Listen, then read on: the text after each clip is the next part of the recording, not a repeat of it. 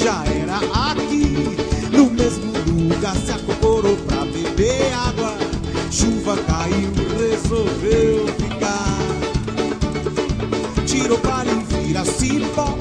Galinho de pau fez uma casinha, arrumou cozinha e quintal. Nosso peixe fez atuado, tirou açaí sem nada magoar. Nazarézinha, Nazaré rainha, Nazaré mãe da terra, mãezinha, ajuda a cuidar. Nazarézinha, Nazaré rainha, Nazaré mãe da terra, mãezinha, me ajuda a cuidar. Na minha família, pelo menos que eu saiba, não tinha artista, assim, ninguém que nem que tocasse, a não ser um primo meu, o Marco André, que é um ano mais novo que eu e tal. E ele já tocava assim, porque o Alfredo, o pai dele, também tocava, o Alfredo Oliveira. E essa agonia me deu com uns 13 anos, mais ou menos. Eu vi o Marco tocar, o Alfredo achava lindo aquilo. E, pô, vamos comigo ali no comércio, na João Alfredo, comprar um violão muito bom na João Alfredo, né? Ainda dava para andar lá. E aí a gente foi comprar um violão, não lembro aonde, o Marco foi comigo. E foi aí que começou, e eu comecei a ter aula com o saudoso Bastos, que era tio da Lucinha Bastos. Eu não conhecia a Lucinha, só conhecia o Bastos, também não conhecia o Luciano. Mas foi por aí, o Bastos era um professor de violão, que ele dava violão de olho, ele ensinava a tocar violão olhando. E, então ninguém precisava conhecer nada de teoria musical para tocar violão. O Bastos tocava olhar assim. E aí eu tive um ano de aula com o Bastos, ele era um gênio, tocava muito. E foi daí. Aí uma coisa que foi legal é que quando eu aprendi a primeira música, eu já quis fazer a minha primeira música também. Então, junto com a ideia de tocar para se divertir, nasceu junto um compositor também, né? Então, desde dos primeiros acordes que eu aprendi, eu já... mas eu acho que dá para fazer isso e tal. E já comecei escrevendo também, uma coisa que eu não sabia, que eu sabia fazer, e claro, fui aprendendo depois mais. E é uma coisa que é muito engraçado, que eu falo que a história do compositor é mais importante do que o músico para mim, porque uma coisa anda junto com a outra, claro, mas tem muita música que eu faço que eu não entendo, eu só vou entender depois. Então para mim não é muito racional, assim, não é uma escolha sempre estética, ou um caminho coerente, ou um caminho que eu já saiba o que eu vou fazer quando eu estou escrevendo, ou quando eu estou tocando e compondo, que eu também tenho um material instrumental bem legal, bem grande, que eu digo, bem vasto, né? Gozado isso, tem músicas que eram para resolver a letra, e ficava uma palavra engatada durante muitos anos, até que, descobria, né? Então hoje eu já tenho um método um pouco mais rápido de escrever, de compor e tal, com o tempo eu fui fazendo, né? Mas era muito engraçado no começo, essas descobertas, assim, né? E também a descoberta do que não é um artista, mas é o cara que vai tocar para os outros verem, também nasceu junto, né? Eu sabia tocar 2 músicas, eu já queria tocar para as pessoas ouvirem, eu não era um cara que tocava dentro do quarto e ficava... É engraçado, então, essas 3 coisas parece que já estavam, né, dentro, e só fizeram, o violão só fez, jogar para fora, né? Aí logo depois eu por mim mesmo comecei a aprender cavaquinho, porque a gente gostava de samba, a gente se envolveu muito no Quem São Eles na época.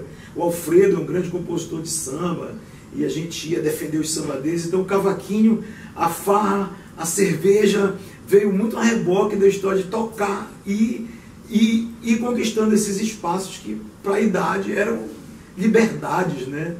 Você poder ir para a rua tocar. Minha mãe quis quebrar o cavaquinho na minha cabeça várias vezes, eu chegando de manhã em casa com um cavaquinho, uma vez ela quase quebra, e o cavaquinho era bom, não ia ser bom, não para a cabeça, mas para o cavaquinho. Então tem isso, acho que essa descoberta, eu te falando agora, eu fico me tocando que ela veio junto, assim, sabe? A história também de ser necessário mostrar para as pessoas aquela música nova, olha, eu fiz ontem, às vezes nem tinha acabado. Esse fascínio até hoje existe, é muito bom você ouvir as pessoas cantando o que tu escreves, né? viajando com a tua viagem. Eu acho bem legal isso aí, sabe? Claro, a gente compõe pra gente, mas a ideia das pessoas usarem o teu trabalho, te encontrarem na rua, e aí, bicho, tu não tá mais tocando, cadê disco novo, cadê? Isso é muito bom, né? Porque a gente compõe porque eu acho que tem que compor mesmo, porque tem que fazer, né? Mas esse retorno das pessoas que te cobram de uma maneira maravilhosa, boa, né? É muito bacana, é legal isso. E sei lá, eu acho que tá na vida do artista essa inquietude, né? Esse exibicionismo também. Pra mim é pacato, é super lex. Porque eu acho natural, assim, sabe? É muito uma crise que é constante na minha vida e que sempre eu tive a ideia de ser artista e de fazer outras coisas, porque artista parece que não é profissão. Mas isso inclui também dar aula, tinha escola, inclui fazer jingles, tudo faz parte no meu caso, como eu não sou um instrumentista, mas para quem gravar com os outros, tocar todo dia e tal. Então, para mim não, eu sempre trabalhei como compositor, cantando o meu trabalho, né? Então, essa ideia de que música não é profissão é muito engraçado. Nunca foi discutido, mas tinha aquele papo, pô, e aí, tu vai fazer o quê, né? Aí eu entrei para mecânica, eu fiz engenharia mecânica.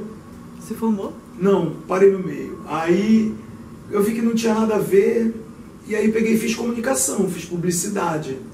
Aí me formei, mas eu levei 10 anos, porque eu adorava o FPA, eu morava lá assim, né? Federal é maravilhosa.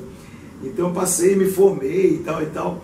E sempre assim, então sempre teve, aí eu largava, ia tocar, pô, mas não voltava. Eu voltava pro curso, aí ficava no curso, enchia o saco, eu digo, não, vou tocar, ia tocar.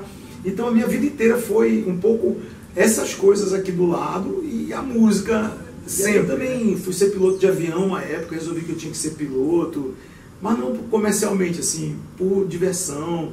Aí, enfim, outras 1000 atividades que sempre vieram do lado.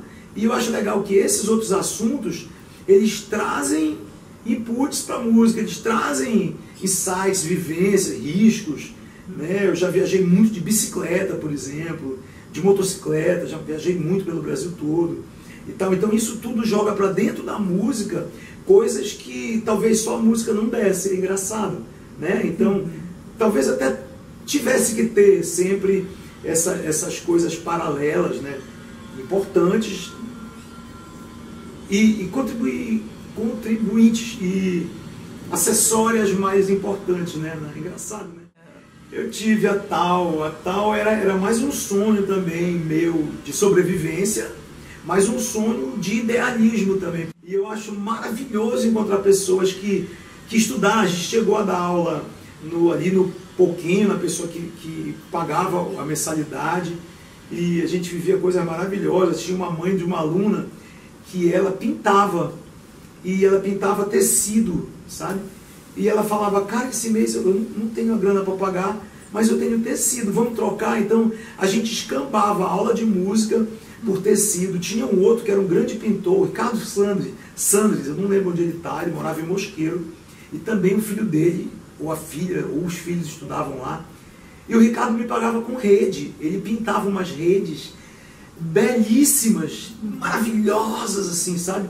Então eu ainda tenho uma, eu acho, e as outras nas mudanças, mas era assim. Então a tal, ela até que uma época a gente começou a dar aula no Mangueirão, sabe, para aquele monte de meninã, assim, de menino do Bembuí, e depois a gente foi dar aula em outras escolas. A professora Terezinha chamou a gente para dar aula em escolas bem problemáticas da periferia. Então era lindo, porque a gente chegava com música para apaziguar, assim, sabe,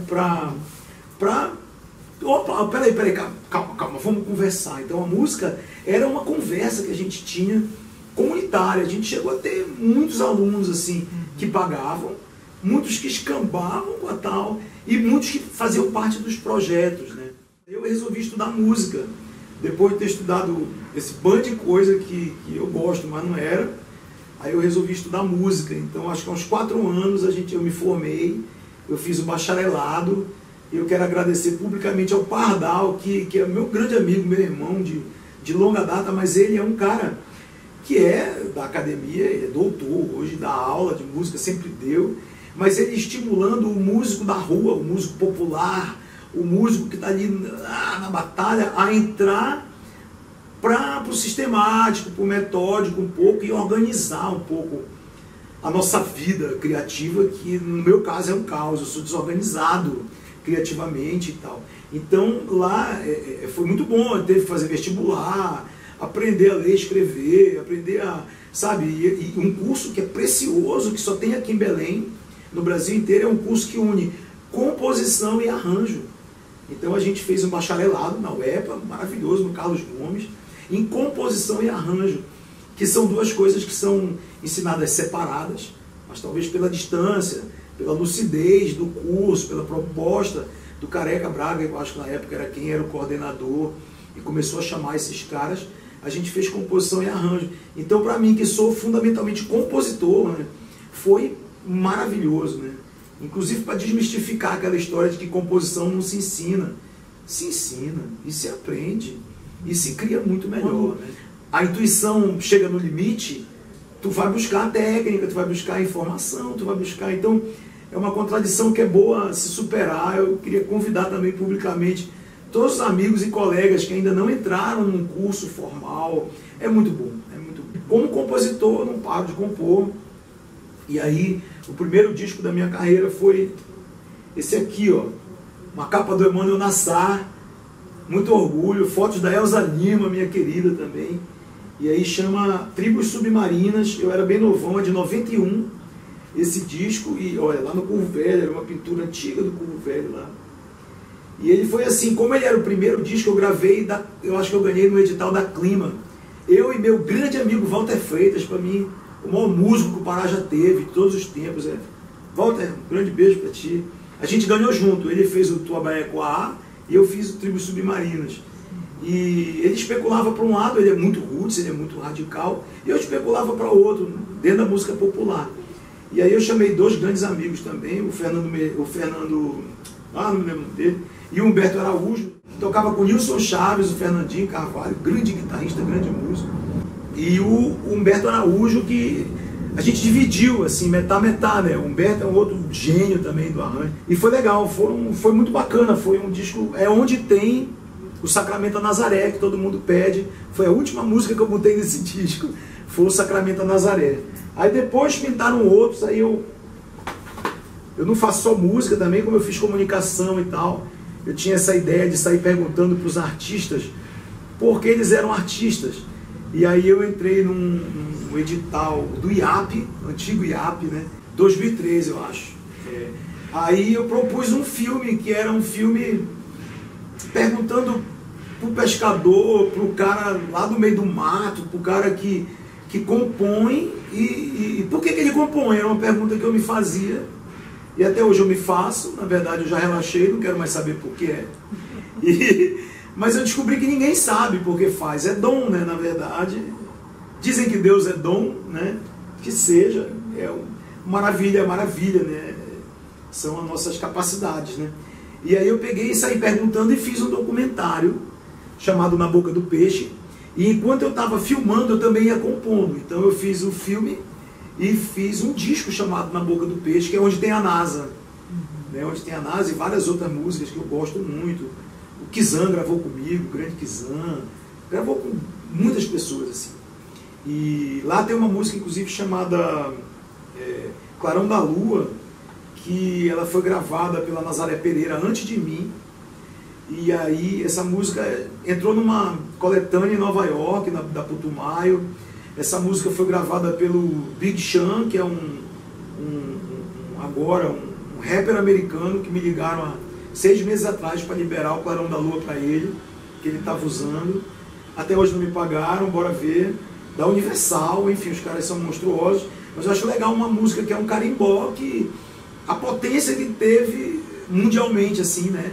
E teve um outro cara também que eu não lembro, uma banda francesa, que também, com um rapper americano, um outro trabalho lindo, ficou linda a gravação, também gravou o Clarão da Lua. Então ela é do tempo do Na Boca do Peixe, né? Aí aqui nesse edital do IAP tem esse vídeo, e que é isso, são perguntas. Enquanto eu estava na estrada, filmando, eu ia sozinho, e que nem tu, só que sem o tripé, assim, perguntando, eu chegava nos lugares, vem cá, e aí, tem alguém que toque, alguém que faça qualquer coisa, né? Eu ia descobrindo, eu acabei mudando um pouco o rumo do documentário, da pergunta, para os inquietos, na verdade, que é a minha grande agonia e a minha grande alegria. É a inquietude diante do mundo, que eu acho que o artista tem isso, e para mim é o que me ajuda muito e me atrapalha, porque não me deixa sossegado, mas por não ficar sossegado, a gente acaba saindo da cadeira, né? Então, uma coisa que eu não paro de pensar é sobre essa espada que tem na mão do artista e essa capacidade que tem de falar com as pessoas, coisas que às vezes elas querem ouvir, às vezes elas estão olhando e não estão vendo, às vezes elas não querem ouvir. Então, é um pouco esse lance talvez o grande conforto e a grande inquietude, ou melhor, o grande conforto e o grande desconforto dos artistas é exatamente essa inquietude, essa ideia de não estar conformado, né? Não sei quem falava que a arte existe porque a vida não é suficiente, né? Eu acho que é a Ferreira Goulart, se não me engano. Eu acho ele, ou Pessoa, não sei quem falava isso, né? Que a arte, enfim, quem quer que tenha falado, entendeu que a vida não é suficiente, a gente precisa... E a arte é vida, né? Mas é, no meu caso, uma agonia eterna, assim, eu não paro nunca de ouvir música na minha cabeça, eu fico ouvindo coisa de bicho, isso aí, isso aí. Então, o tempo inteiro você está olhando as coisas e por que isso aqui não pode ser de outro jeito? Por que eu não posso escrever ou falar ou enxergar ou mostrar isso aqui por um outro ângulo, né? Então, essa inquietude é permanente para mim, de tanto treinar, ela não para. Às vezes eu tenho que, não, bicho, tá só andando de bicicleta, passeia, só anda de bicicleta. O Terroir, eu participei, eu acho que eu fiz 2, eu fiz um em São Paulo e fiz um aqui em Belém e tal. Miranda, agradecer ao Miranda também, que é o cara que junto com o Ney, com toda a equipe da cultura, é uma maneira de pegar e jogar a gente no mundo, assim. O Terroir era uma maneira organizada, com cachê, com passagem, com hotel, uma maneira digna de mostrar o trabalho que é feito em Belém, fundamentalmente em Belém, né? Porque a gente que estava aqui e tal, e está aqui, para o mundo, para São Paulo, para todo mundo ver, depois mostrando produtos absurdamente lindos, Minas Jares fazendo as capas e as fotos, e o pessoal da Militong. Então, o Terroir foi um grande coletivo, assim, com a nossa cara e com muita dignidade, eu acho. É isso, tem críticas como qualquer coisa tem, mas eu acho que fundamentalmente o Terroir foi jogar a garrafa, ir para o mundo, assim, vamos para Marte, né, com a nossa música, com a nossa identidade, né? A gente vê a invasão, sei lá, de outros estilos e o enfraquecimento um pouco do nosso estilo pela grande mídia e tal. E o Terroir foi resistência, eu acho. E publicamente a Rádio Cultura, o sistema cultura de rádio e televisão, eles são espetaculares, porque nenhuma outra rádio toca o nosso trabalho. A gente, na verdade, como músico, toca na cultura, entendeu? Então, e a cultura tem um puta do trabalho maravilhoso, assim, sabe? Adelaide, o Ney, inquietos mesmo, batalhadores, nervosos, né, criativos, sabe? Muito incomodados, né? E realizadores, né? Então, é bacana. Aí, uma época, eu resolvi ir para São Paulo. Eu adoro São Paulo, sempre gostei muito. E resolvi ir morar em São Paulo para batalhar lá e tal. Foi muito bom, minha filha nasceu em São Paulo e a gente voltou. Porque São Paulo é legal, mas é crowdado demais, enfim, mas é maravilhoso São Paulo. E quando eu fui para São Paulo, eu levei esse disco aqui, que é o Desandai, Vida Boa, que eu fiz, gravei todo, produzi e tal, e o Ná Figueiredo entrou comigo na prensagem, né? E eu não botei meu nome, porque eu queria ir para São Paulo com o meu trabalho e não com o nome. Querendo ou não, meu pai é político, todo mundo sabe, e se a pessoa for digitar o Mi Gabriel no Google, vai ver, ele vai me ver, o Mizinho Gabriel. Eu não queria que tivesse a ligação política, porque aí eu vou falar de uma coisa que eu acho legal, que eu não sei se a arte tem que necessariamente ser panfletária, ou tem que assumidamente levantar uma bandeira, entendeu? Porque eu acho que a política, a potência que uma música tem é tão absurda, que ela não precisa levantar bandeira. Tu pode falar o que tu quiseres, e ela de repente levanta uma bandeira às vezes inútil, às vezes superficial demais, às vezes. Então a arte já é uma potência. Eu não acredito não gosto, na verdade, eu não acredito de arte engajada, de arte, eu gosto de arte livre, né? Então eu queria que ouvissem a minha música só por ela, e foi bem legal, foi bacana. Chegou a tocar uma vez ou outra lá em um mundo, um oceano, né? Mas, por exemplo, uma pessoa que ouviu meu disco e achou legal e falou bacana, o Nelson Mota, na época que saiu o disco, ele ouviu. Para mim ele é uma boa antena de música, um cara generoso, né? Com os estilos, né? Sem saber de nada. Então era um disco camuflado, assim, um disco Zandai, esse nome eu inventei. E eu acho que eu me assino como Gabriel Gabriel, que era um codinome que eu usava na Federal, quando eu também escrevo, né? E aí eu fazia poesia na parede lá, no giz, né? Na Federal tem o quadro e do lado tem umas coisas pretas assim, que eu adorava escrever ali. Então ali quem escrevia era o Gabriel Gabriel.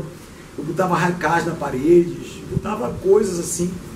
Eu nunca publiquei um livro, o nome inicial era Domador de Jabuti, porque é um livro de raicais, que já é, tem um tempão que eu falo, e de hoje que é para ele sair, aí mudou o nome, virou Perfume Barato, que tem mais a ver, né? Então tem um monte de haikai também. Eu agora comecei a tentar escrever coisas mais compridas, e estou escrevendo para criança algumas coisas, porque eu acho que é legal, é bacana poder cutucar esse universo que é maravilhoso, assim, né?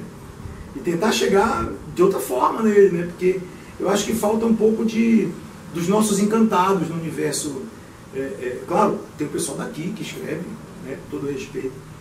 Mas eu estou lá em Bragança e eu sinto que lá as crianças têm guerreiros romanos, índios americanos na cabeça, e não tem Curupira, não tem a Matinta, a Cobra Grande. Aquela ideia quando eu era criança, eu me lembro da história da cobra de pá da igreja. Eu era impressionado como é que podia ter, por onde ela dava a volta. Eu ficava pensando, onde a cabeça, onde é que entra? Eu também ficava com aquela lenda da menina da vassoura, da igreja da Sé. Eu passei a minha infância inteira querendo ir ver. Quando eu chegava lá, a porta estava fechada. Então, algumas lendas particulares nossas, sabe? Que eu acho que tem que voltar, porque a gente acabou. Não tem esse material como jogo na internet, não tem esse material como programa na televisão sempre, né? E a gente não pode perder, né, os nossos encantos, né? Então fala aí, quantos anos já saiu em Bragança? Eu estou em Bragança, eu me formei, eu terminei o curso, o bacharelado em composição e arranjo. Eu acho que a gente está lá, minha mulher de lá, Natasha, ela é bragantina. O povo bragantino tem um negócio que eu acho muito bacana, eles têm muito orgulho da terra deles, né? Quem é de Bragança e não quer ser de outro lugar. E eu sempre fui em Bragança há muitos anos, a Juruteua, que a gente ia de barco, e aquele negócio todo, e eu tenho um carinho muito grande. Não sabia que o amor da minha vida ia estar em Bragança, que eu ia casar com a Natasha, e que a gente ia ter a nossa filha lá. E é maravilhoso, eu acho bacana. Bragança é uma cidade que tem uma dimensão própria, assim, é muito rica de assunto, né? Muito rica de orgulho, de amor próprio, assim. Lá tem a festa de São Benedito, que é um santo da igreja, mas é respeitadíssima, a igreja é respeitada lá naquele lugar, mas ele foi tomado assim pela população da igreja. Fizeram uma outra igreja para São Benedito, ele é rebelado mesmo, né, Bragança. Aquelas cidades todas têm marujadas, né? Sim. Que é uma festa espetacularmente bela, com uma vestimenta cerimonial, com danças cerimoniais, e que a gente tem que respeitar como cerimônia. Aquilo é uma cerimônia, né? Com um repertório de música cerimonial que só toca na marujada. É um espetáculo isso de personalidade, sabe? Tem a rabeca, que é um lugar raríssimo, que se toca rabeca. Teve muito espanhol lá uma época, eles vieram, muitos, sei lá, gente de outro tempo. Tem um chouriço lá, que é um chouriço bragantino, é marajoara, mas é espanhol também, sei lá. Mas enfim, é uma cidade com muita personalidade, né? Tem um bar-teatro lá chamado Onça Mansa, que a gente até hoje está procurando o nosso lugar no mercado lá, mas é muito claro para as pessoas o que a onça significa lá em Bragança. E nós estamos lá, já tem, eu acho que 1 ano e meio que a onça existe. E estamos lá, batalhando, como casa de cultura, né? Eu continuo compondo, eu continuo gravando não, eu continuo compondo e tal, e tal, e tal. Mas tem algumas coisas que esse eu vou falar para me comprometer publicamente, porque eu quero fazer mesmo. Eu era muito amigo do Seu 70, do Boi Bumbá Tira Fama. E para mim era um guerreiro, assim, ele era um grande amigo, a gente se frequentava, eu ia na casa dele tomar café, fora de hora, assim, ele ia na minha casa, ele era muito Natal, ele sempre ia Natal lá, ele aparecia já pertinho de morrer, ele ia muito lá, ele ia andando do Guamá para lá, e a gente ficava conversando, e era um grande criador, assim, um guerreirão, assim, sabe, eu admirava muito o 70 pela capacidade dele de carregar aquele boi, pelo amor que ele tinha pelo Tira Fama e tudo. E o primeiro show que eu fiz, eu e Tony Soares, chamava Real do Sorriso. A gente cantava várias músicas de boi, tocadas meio como rock and roll, assim e tal. Em 86 a gente fazia isso. E de hoje eu quero gravar o Seu 70. Então o que eu estou trabalhando agora é no trabalho do Seu 70. Eu estou com o material dele, estou rearranjando e vou gravar tudo que eu puder do Seu 70. Respeitava muito ele, né? Então é isso. Então meu trabalho, projeto hoje, além de estar terminando um projeto da Natura que está ficando lindíssimo, que chama Amazônia Tantã.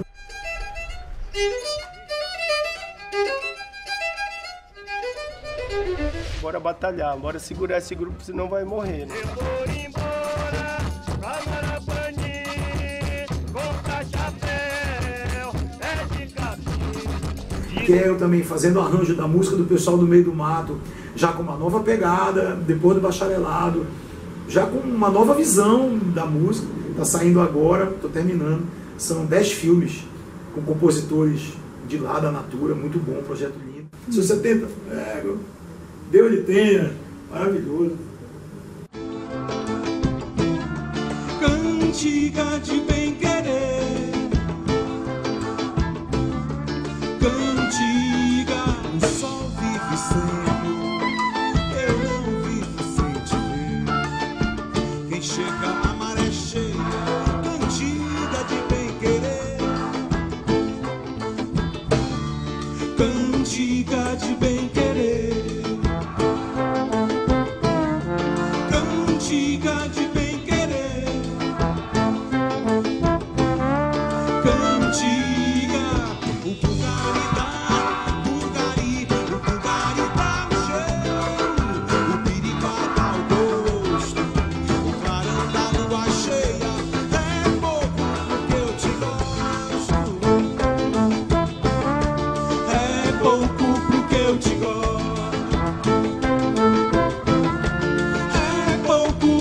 te gosto.